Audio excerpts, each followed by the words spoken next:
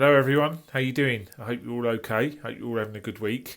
On Monday, a rather big draw took place just before club football stops for 6 to 8 weeks for the Qatar World Cup. It was the last 16 draw for the Champions League. Now, there were a lot of big teams that went out in the group stages, not to mention Juventus, Barcelona in particular. But there's still a lot of very, very big teams that went through, and this is where the tournament gets really serious. This is where the ante gets upped, it's where the money gets upped, and yeah, it threw together some massive, massive games. So I thought I'd go through each game one by one and give my opinion as to how I think the games will go and who will qualify for the quarterfinals. So on the I think it's the right hand side of your screen as you look at it in this video. I'm going to be putting up each game and I'll put the draw up as well just so you can take a look at it as well. But yeah, let's go through them and let's have a look. So the first game that was drawn out was RB Leipzig against Manchester City. Leipzig, a bit of a strange team. I know that they sat their manager Domenico Tedesco halfway through the group stage. They made it out just of a group which I think had Real Madrid in it as well. But this should be a pretty easy last 16 tie for Manchester City. Obviously, they've got the players there. Pep is desperate to win this trophy with Manchester City, and I think it'll be quite a straightforward tie over the two legs for City. So yeah, the second one, it's a bit of an interesting one actually. Club Bruges against Benfica. Now Benfica had a really, really interesting route to the last 16. They were in the same group as Juventus and PSG, and they finished top of that group thanks to a 6-1 win against Maccabi Haifa on the last day. They needed to win the game by more than 5 goals to finish top, and they did. And as a result, they've got, with all due respect to Club Bruges, probably the easiest team out of the last 16 that are remaining. So, who do I think will make it through there? I do fancy Benfica. They're actually a better side than, like most of the teams in the last 16, to be fair. They're actually a very, very good side. They've got some very promising attacking young players, and I think they'll breeze past. Well, not breeze past, but I do think they'll comfortably beat Club Bruges to get to the quarterfinals. The next one is a mammoth tie, Liverpool versus Real Madrid, obviously a repeat of the Champions League final from last season. I really don't know how this is going to go. Obviously, Liverpool have been struggling this season in the Premier League. Obviously, they beat Spurs on Sunday, but I mean, Real Madrid are so strong in this tournament. They lost their first league game of the season to Rayo Vallecano in La Liga over the weekend, but depending on injuries from the World Cup and stuff like that, they still have a very, very strong squad.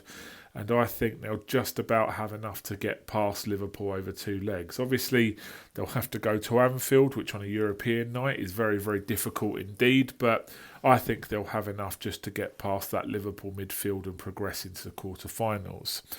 Then it comes to Spurs, my team, of course. They have been drawn against AC Milan. Very, very interesting game. If you remember under Harry Redknapp and the Peter Crouch days and all stuff like that, we actually played AC Milan a few years ago. I think it must have been about 10 years ago now. So Spurs fans will know the San Siro well. Obviously, Antonio Conte knows San Siro very, very well from his time as Inter Milan manager, where he won Serie A there.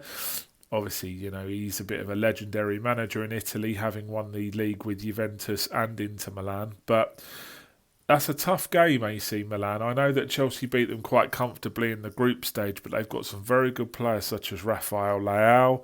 Obviously Fikayo Tomori at the back, an English centre-half, is a very good player. But I really don't know how that's going to go. It really could go either way. So, yeah, let me know what you think will happen in that one.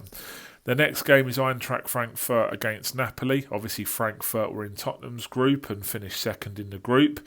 Napoli are absolutely flying in Serie A this season. Obviously, they got Kvaratskhelia, or Kvaradonna as they call him. He's a brilliant Georgian left-footed winger who breezes past players. Really, really good player. They've got some other really good players in that team as well. like Osimhen, and Anguissa as well is a really good player. So I think they'll probably get past Frankfurt, but obviously, going to that Commerzbank Arena over in Frankfurt is no easy feat, and that is a frighteningly big stadium to go to. So yeah, I fancy Napoli just to edge that game. Next one, Borussia Dortmund against Chelsea. Really interesting matchup. Two teams who I wouldn't say have been disappointing this season, but obviously Edin Terzic, the Borussia Dortmund manager, I think his Dortmund team flattered to deceive sometimes. I think that obviously they've got some very good young players such as Jude Bellingham in particular. You see from Moukoko up front, he's probably going to the World Cup with Germany. He's only 17 years old. I think they've got some really good players, but I think over the two legs, Chelsea's strength in depth should just be enough to get past Dortmund. But that's a very, very close tie, just like the AC Milan-Tottenham tie as well. So I'm really not sure who will progress from that one. Graham Potter, he's not under pressure, but lost 2 in a row now in the Premier League. So, maybe he'll try a few different bits in February when those games come round in Europe. Second from last game that got drawn out was Inter Milan against Porto. Inter Milan struggling a little bit this season under Inzaghi. Obviously he's a very highly rated manager and they've got a really good side, most of which were left over from when Antonio Conte was there, like Lautaro Martinez and players like that. Porto, Sergio Conceição, the manager there, very, very good manager. They're one of the strongest teams in Portugal, but I don't, it's hard to judge Portuguese teams in Europe, obviously, because of the strength of other leagues around Europe. Portugal isn't the strongest of top tier leagues and they often get found out. So I think on average I would just about fancy Inter Milan to make it through that one over Porto. And then the final one, which is the standout tie for me, is Paris Saint-Germain against Bayern Munich. That is going to be one hell of a game.